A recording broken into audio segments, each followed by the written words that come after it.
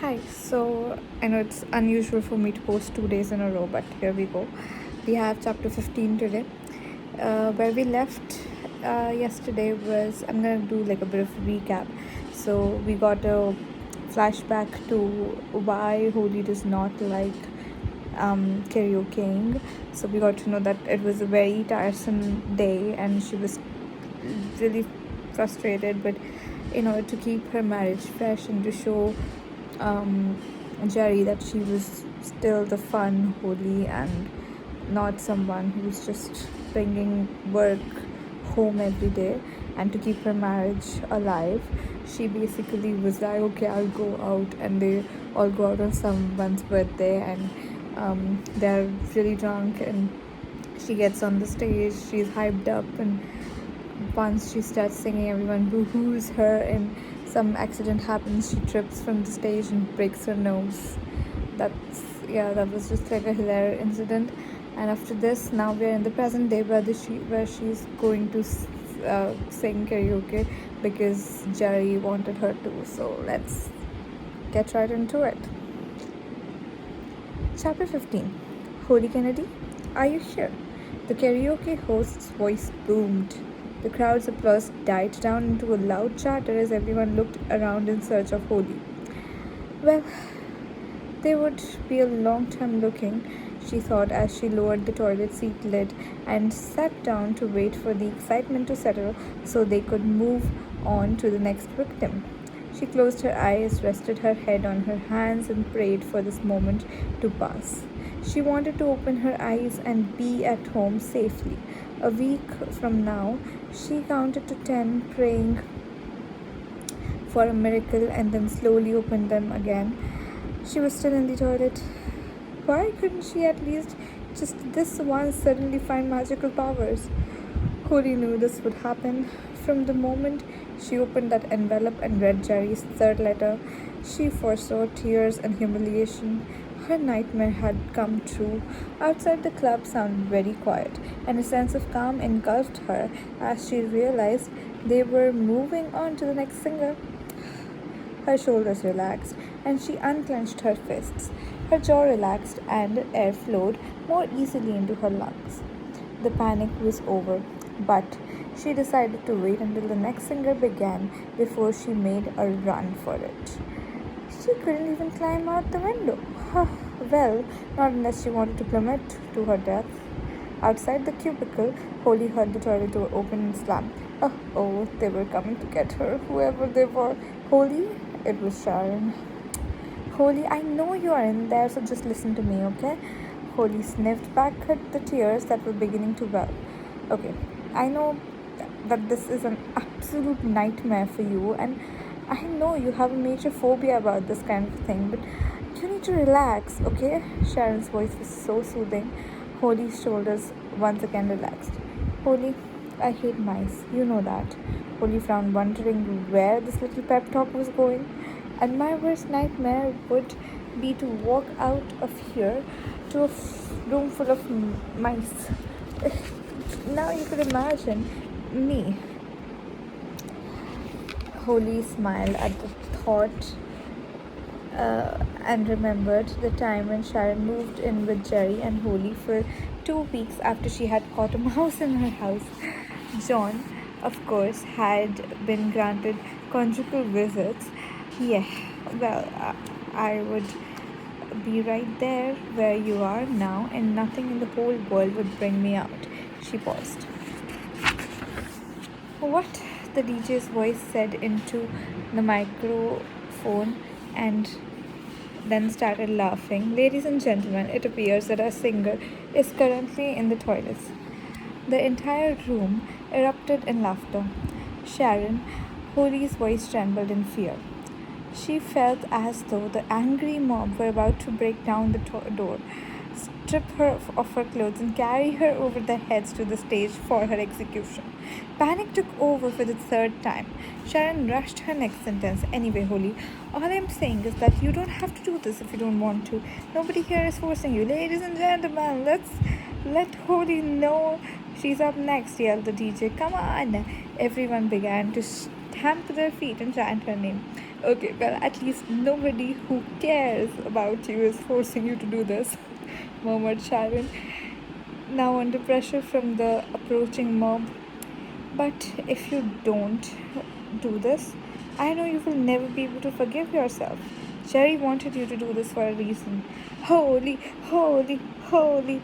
Oh, Sharon, Holy repeated, panicking. Suddenly, the walls of the cubicle felt like they were closing in on her. Beads of sweat formed on her forehead. She had to get out of there. She burst through the door.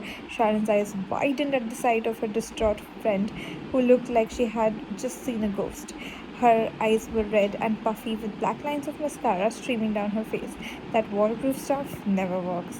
And her tears had washed the rest of her makeup away. Don't mind them, Holly, Sharon said coolly. They can't make you do anything you don't want to. Holly's lower lip began to tremble. Don't, Sharon said, gripping her by the shoulders and looking her in the eye. Don't even think about it. Her lips stopped trembling but the rest of her didn't. Finally, Holly broke her silence. I can't sing, Sharon, she whispered, her eyes wide with terror. I know that, Sharon said, laughing. And your family knows that. Screws the rest of them. Screw the rest of them. You are never gonna see their ugly faces, ugly mugs ever again. Who cares what they think? I don't, do you? Hori thought about it for a minute. No, she whispered. I didn't hear you. What did you say? Do you care what they think? No, Holly said a little stronger. Louder! Sharon shook her by the shoulders. No! Holly yelled. Louder! No! I don't care what they think. Holly screamed so loud the crowd began to quieten down outside. The two of them smiled at each other and began to giggle at their stupidity. Just let this be another silly holy day so we can laugh about it a few months from now, Sharon pleaded with her. Hody cast one last look at her reflection in the mirror, took a deep breath, and charged towards the door like a woman on a mission. She opened the door to her adoring fans, who were all still chanting her name. They all began to cheer when they saw her, and she took an extremely theatrical bow and headed towards the stage to the sound of claps and laughter and a yell from Sharon saying, Screw them! Holly had everybody's attention now, whether she liked it or not. If she hadn't run into the toilet, the people who were shouting down at the back of the club probably wouldn't even have noticed her singing. But now she had attracted even more interest. Wow. She stood with her arms folded and stared at the audience in shock. The music had started without her even noticing, and she missed the first few lines of the song. The DJ stopped the track and put it back to the start. There was complete silence. Holly cleared her throat, and the sound echoed around the room. Holly stared down at Denise and Sharon for help, and her whole table gave her the thumbs up. Ordinarily, Holly would have laughed at how corny they all looked, but right then it was strangely comforting. Finally, the music began, and Holly held the microphone tightly in her two hands and prepared to sing. With an extremely shaky and timid voice, she sang, What would you do if I sang out of tune? Would you stand up and walk out on me? Denise and Sharon howled with laughter at the wonderful choice of the song and gave her a big cheer. Holly struggled on, singing dreadfully and looking as if she was about to burst into tears. Just when she felt she was about to hear boos again, her family and friends joined in with the chorus, Oh, I'll get by with a little help from my friends. Yes, I'll get by with a little help from my friends.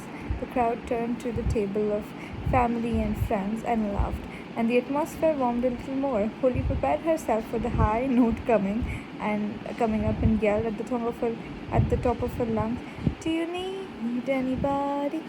She even managed to give herself a fright with the volume, and a few people helped her out to sing, I need somebody to love. Do you need anybody? She repeated and held the microphone out to the crowd to encourage them to sing And they all sang, I need somebody to love, and gave themselves a round of applause. Holly felt less nervous now and battled her way through the rest of the song. I don't know what song this is, I just gotta go and listen to it. I sang very badly, I know that. Don't mind me. Okay. Hori felt less nervous now and battled her way through the rest of the song. The people down the back resumed chatting. The bar staff carried on serving drinks and smashing glasses until Holly felt that she was the only one listening to herself. When she had finally finished singing, a few polite tables up the front and her own table to the right were the only people to acknowledge her. The DJ took the microphone from her hand and managed to say between laughs, please give it up for the incredibly brave Holly Kennedy. This time, her family and friends were the only people to cheer. Denise and Sharon approached her with cheeks wet from tears of laughter. I'm so proud of you, Sharon said, throwing her arms around Holly's neck. It was awful. Thanks for helping me, Sharon. Holly hugged her friend. Jack and Abby cheered, and Jack shouted, terrible, absolutely terrible. Holly's mother smiled encouragingly at her, knowing she had passed her special singing talent down to her daughter. And Holly's father could barely look her in the eye. He was laughing so much. All Kiara could manage was to repeat over and over again, I never knew anyone could be so bad. Declan waved at her across the room with a camera in his hand and gave her the thumbs down. Holly hid in the corner of the table and sipped on her water while she listened to everyone congratulating her on being so desperately awful. Holly couldn't remember the last time she had felt so proud. John shuffled over to Holly and leaned against the wall beside her where he watched the next act on stage in silence. Eventually, he plucked up the courage to speak and said, Jerry's probably here, and looked at her with watery eyes. Poor John, he missed his best friend too. She gave him an encouraging smile and looked around the room. He was right. Holly could feel Jerry's presence. She could feel him wrapping his arms around her and giving her one of his hugs. She missed so much. After an hour, the singers had finally finished, and Daniel and the DJ headed off to the top to the tot up to tot up the votes. Everyone had been handed a voting slip as they paid at the door, and Holly couldn't bring herself to write her own name down, so she gave her slip to Sharon. It was pretty obvious that Holly wasn't going to win, but that had never been her intention. And on the off chance that she did win, she shuddered at the thought of having to return in 2 weeks' time to repeat the whole experience. She hadn't learned a thing from it, only that she hated karaoke even more. Last year's winner, Keith, had brought along at least 30 of his friends, which meant he was a sure winner, and Holly doubted very much that her adoring fans in the crowd would vote for her. The DJ played a pathetic CD of a drum roll as the winners were about to be announced. Daniel took to the stage once again in his black leather jacket and black slacks uniform and was greeted by wolf whistles and screams from the girls. Worryingly, the loudest of these girls was Kiara. Richard looked excited and crossed his fingers at Holly. A very sweet but incredibly naive gesture, she thought. He obviously didn't understand the rules properly. There was a bit of embarrassment as the drum roll began to skip and the DJ rushed over to his equipment to shut it down. The winners were announced undramatically in dead silence. Okay, I'd like to thank everyone for taking part in tonight's competition. You provided us all with some terrific entertainment.